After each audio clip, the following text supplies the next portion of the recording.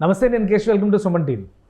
ఒక చారిత్రక తీర్పుని సుప్రీంకోర్టు ఇచ్చింది, అది కూడా ఫుల్ బెంచ్. ఇక ఆ తీర్పుకి తిరిగే లేదనేటువంటి పరిస్థితి ఇప్పుడు ఏర్పడింది. 30 ఏళ్ల పాటు, అంటే దాదాపు ఒక తరం పైగా, అంటే 2 తరాల వరకు ఉన్నటువంటి ప్రజానీకం చేసినటువంటి పోరాటాల ఫలితంగా ఎస్సీ వర్గీకరణ సాకారం అవుతున్నటువంటి పరిస్థితి ఉంది. ఈ తీర్పు ఏ విధంగా చారిత్రాత్మకం, దీనివల్ల లబ్ధి పొందేటువంటి వర్గాలు ఏవి? ఈ అంశంపైన విశ్లేషణ చూద్దాం. మనతో పాటు రాజకీయ విశ్లేషకులు చంద్ర శ్రీనివాస్ గారు. నమస్కారం. నమస్కారం. ఎస్సీ వర్గీకరణ మనం చాలా వరకు వినేటువంటి పేరు మందకృష్ణ మాదిగ పేరే వింటాం. వర్గీకరణ అనేటువంటి ఉద్యమానికి ఆద్యం, అంటే ఒక రకంగా బీజం వేసినటువంటి వ్యక్తి. ఇప్పుడు ఫైనల్, అంటే దేశంలోనే అత్యున్నతమైనటువంటి న్యాయస్థానం జడ్జిమెంట్ ఇచ్చింది. ఇక ఎవరు ప్రశ్నింపజాలని జడ్జిమెంట్గా దీన్ని మనం చూడాల్సి ఉంటుందా?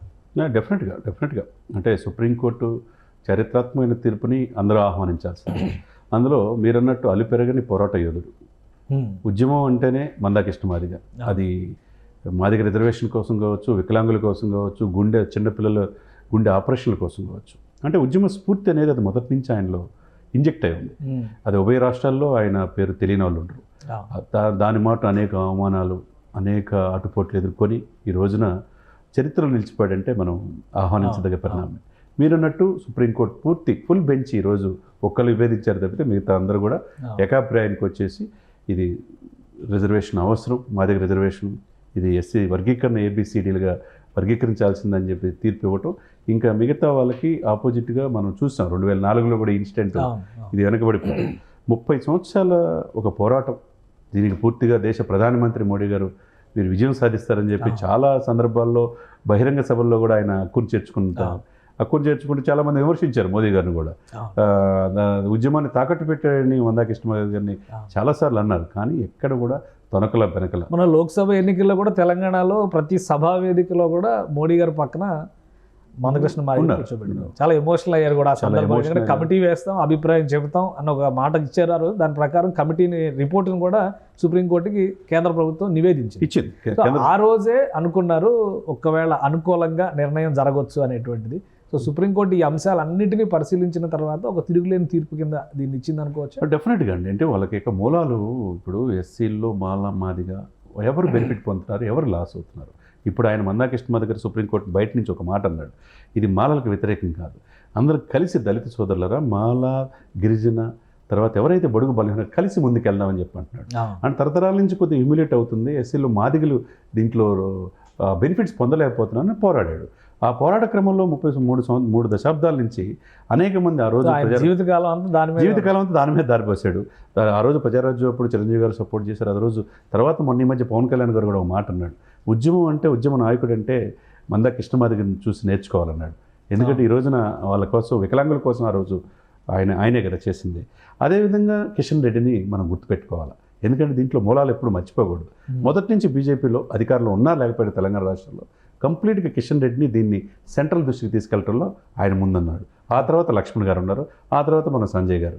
ఇక్కడ చూస్తే బీజేపీ దీన్ని హోన్ చేసుకుందని అనుకోవాలా. అనేక విమర్శలు ఎదురైనా ఒక తండ్రిలాగా ఆయన దగ్గరగా హక్కును చేర్చుకున్నది, అతన్ని ఓదార్చినట్టు ఇంకెవరిని ఓదార్చలా మోదీ గారు కూడా.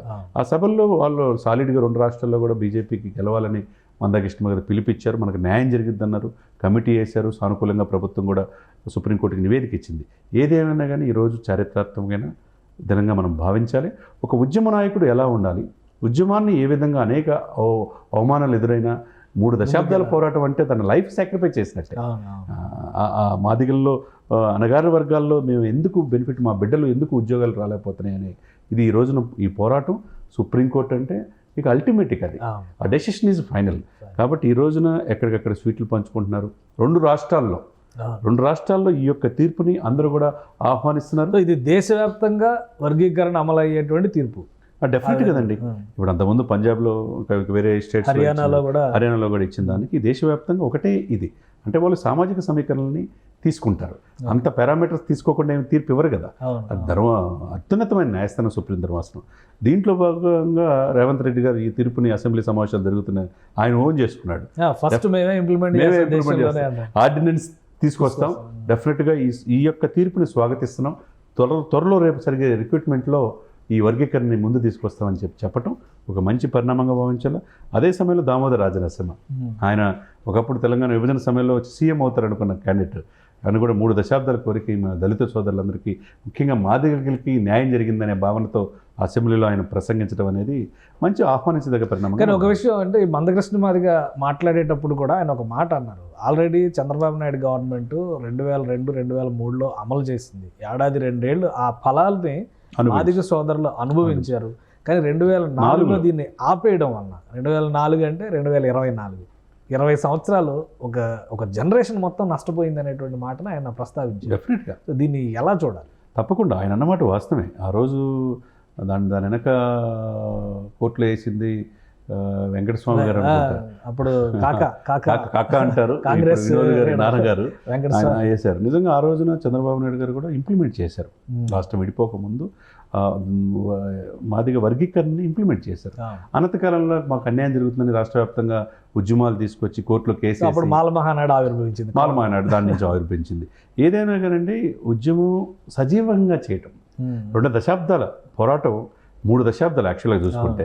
ఇప్పుడు ఎక్కడ కూడా వాళ్ళు ఇది ఇంప్లిమెంట్ చేయకూడదని కోర్టుకి వెళ్ళినా ఎక్కడ కూడా దాని నుంచి బయటికి వెళ్ళారు. వివిధ స్టేజ్ల్లో దానిపైన స్టే తీసుకొచ్చారు కానీ పూర్తిగా నిలుపుదల చేసే పరిస్థితి లేకుండా పోయింది. బట్ ఏంటంటే రాజకీయంగా ఒక అవసరంగా పార్టీలు ఉపయోగించుకున్నాయి, దాన్ని అమలు చేయడం ఆపేసింది. డెఫినెట్లీ సుప్రీంకోర్టు ఇచ్చినటువంటి క్లియరెన్స్ మొత్తానికి ABCD వర్గీకరణ చేయడం వలన ఎస్సీ వర్గాల్లో మాల, మాదిగ ఇంకా ఇతర కులాలు కూడా లబ్ధి పొందేటువంటి అవకాశానికి ఎట్లాంటి అడ్డంకి ఉండదని అనుకోవచ్చు. ఇంకేం ఉండదండి. ఇంకా లీగల్గా ఇంకెవరు దీని మీద ఫైట్ చేయడానికి అవకాశం లేదు. వాళ్ళు అన్ని పారామీటర్ తీసుకొని ఆయా రాష్ట్రాల స్థితిగతులు, కులాలు, వర్గీకరణలు ఏంటి, ఎవరు బెనిఫిట్ పొందుతున్నారు, ఎవరు లాస్ అవుతున్నారు అన్నీ చూసుకున్న తర్వాత ఈరోజు చారిత్రాత్మక తీర్పు ఇచ్చారు. దీనికి లేట్ అవ్వచ్చే కానీ, లేట్ అయ్యిందనే కానీ ఇది చరిత్రలో నిలిచిపోయే తీర్పు కదా. దీనిలో ఎవరికి వాళ్ళు ఓన్ చేసుకుంటున్నారు. బీజేపీ మేము తీసుకొచ్చిందని చెప్పి వాళ్ళు అనుకుంటే, ఇదే సమయంలో రేవంత్ రెడ్డి గారు అసలు కాంగ్రెస్ దీనికి నాంది పలికారు. మేము ఆర్డినెన్స్ ఈ దేశంలో ఎవరు లేని విధంగా ఫస్ట్ మేమే ఇంప్లిమెంట్ చేస్తామని చెప్పేసి చేసుకున్నాం. ఏదేమైనా పార్టీలు ఎవరైనా తీసుకున్నా ఒక ఉద్యమ నాయకుడిగా మనం ఛానల్లో కేశవ్ గారు, మీరైనా నేనైనా ఆయన్ని ఒక ఉద్యమ నేతగా అందరూ గుర్తించారు. అది చూడండి, గుండె ఆపరేషన్, చిన్నపిల్లల ఆపరేషన్ కూడా చైతన్యం తీసుకొచ్చాడు. రాష్ట్రాన్ని కదిలించే సంగతి. వికలాంగుల కోసం పోరాడాడు, అదే మాదిగల కోసం పోరాడాడు. అంటే ఉద్యమ నాయకుడు ఎలా ఉండాలనేది మందాకృష్ణ మాదిగని చూసుకుని, అంటే తన కులాన్ని ఇప్పుడు ఆర్డినెన్స్ ఇవ్వడం ద్వారా అమలు చేస్తామంటే ఇప్పుడు ఈ విద్యా సంవత్సరంలో ఆల్రెడీ కొన్ని అడ్మిషన్స్ కంప్లీట్ అయ్యాయి. సో సుప్రీంకోర్టు తీర్పు నేపథ్యంలో ఈ అడ్మిషన్స్ విషయంలో కానీ లేదా ఇప్పటివరకు జరిగినటువంటి ప్రక్రియ విషయంలో ఏ విధంగా ముందుకెళ్ళడానికి అవకాశం ఉంది? ఈ ఉద్యోగాలు ఏదైతే కంప్లీట్ అయినా దాంట్లో అవకాశం ఉండదండి. ఆల్రెడీ రూల్ ప్రకారం కొత్తగా చేయబోయేటువంటి ఏదైతే ఈ రోజు తీర్పు ఇచ్చారో ఈ రోజు నుంచి గైడ్లైన్స్ అమల్లోకి వస్తుంది. ఆ తీర్పుని పరిలోకంలో తీసుకుని నెక్స్ట్ జరిగే రిక్రూట్మెంట్స్, పబ్లిక్ సర్వీస్ కమిషన్ కావచ్చు, తర్వాత UPPSC కావచ్చు, ఎన్ని ప్రభుత్వ సంస్థలు చేసే రిక్రూట్మెంట్, విద్యా ఉద్యోగ అవకాశాల్లో ABCD ఫాలో అవ్వాల్సిన వాళ్ళు ఒకటి సార్, విద్య ఇదైతే ఆర్థికంగా వాళ్ళ కుటుంబాలు బాగుంటాయి. ఆర్థికంగా ఇంకో స్టెప్ వెళ్తే రాజకీయంగా కూడా ఎదగచ్చు. అన్ని రకాలుగా దీని బేస్ ఏంది, మెయిన్ వాళ్ళ యొక్క ఆ రిజర్వేషన్ ఫలాలు, ఆ వర్గీకరణని, ఆ ఫలాలు అనుభవించాలనే పోరాటం. అది ఈరోజు ఇచ్చిన తీర్పు, ఈ సుప్రీంకోర్టు ఇచ్చిన తీర్పు చారిత్రాత్మక తీర్పు. దాంట్లో హీరో ఎవరంటే మ్యాన్ ఆఫ్ ది మ్యాచ్ కానీ man of the series Mandakrishna మాదిగనే. ఇప్పుడు ఇది అమలు చేసేటువంటి క్రమంలో తెలుగు రాష్ట్రాల్లో, అక్కడ ఆంధ్రాలో ఎక్కువ మాల జనాభా ఎక్కువ, అలానే తెలంగాణలో మాదిగ జనాభా ఎక్కువ, ఇలాంటి విశ్లేషణలు ఉండే. ఇప్పుడు ఎవరికి ఇది అడ్వాంటేజ్ అయ్యేటువంటి అవకాశం తెలుగు రాష్ట్రాల్లో ఏ విధంగా ఉండొచ్చు సమీకరణలో? ఇప్పుడు ఆల్మోస్ట్ ఒకప్పుడు మాల ఎక్కువ ఉండేది కానీ ఇప్పుడు ఆల్రెడీ ఆల్మోస్ట్ ఈక్వల్ అయ్యారండి. మాదిగ జనాభా ప్రకారం ఈక్వల్ అయిపోయారు. ఇక్కడ ఏంటంటే వాళ్ళు అర్థం చేసుకోగలరు. ఆయన కూడా నేనేది ఇది పోరాడింది మాదిగల కోసమే కాదు, దీంట్లో బడుగు బలహీన వర్గాల కోసం, అందరి ప్రయోజనాల కోసం అని చెప్పి ఆయన చెప్పడం అనేది మందాకృష్ణ మాదిగ సుప్రీంకోర్టు ముందు చెప్పడం అనేది మనం ఆహ్వానించదగ్గ పరిణామంగా భావించాలి. దీంట్లో ఎటువంటి వైషమ్యాలు, ఏదో తగాదాలు ఆయా రాజకీయ పార్టీ లబ్ధి పొందామనుకుంటే కుదరదు. ఇక సుప్రీంకోర్టు డెసిషన్ ఈజ్ ఫైనల్. దాని ప్రకారం ఎవరైనా ఫాలో అవ్వాల్సింది. రైట్. థ్యాంక్ యూ శ్రీనివాస్ గారు. ఇది సుప్రీంకోర్టు ఇచ్చినటువంటి తీర్పు ఒక చారిత్రాత్మక తీర్పు అవుతుంది. అలానే రాబోయేటువంటి అన్ని రిక్రూట్మెంట్లో విద్య, ముఖ్యంగా ఉద్యోగ రంగాల్లో ఎస్సీ వర్గీకరణ ABCD రూపంలో అమలు చేయడానికి మార్గం సుగమం అవుతుంది. అదేవిధంగా ఈ 30 ఏళ్ల పోరాటానికి ఒక ముగింపు తీసుకొచ్చినటువంటి సందర్భంలో మందకృష్ణ మాదిగ నిజమైనటువంటి ఉద్యమకారుడిగా చరిత్రలో నిలిచిపోతారని చంద్ర శ్రీనివాస్ అంటున్నారు. ఇది స్పెషల్ డిస్కషన్. Keep watching.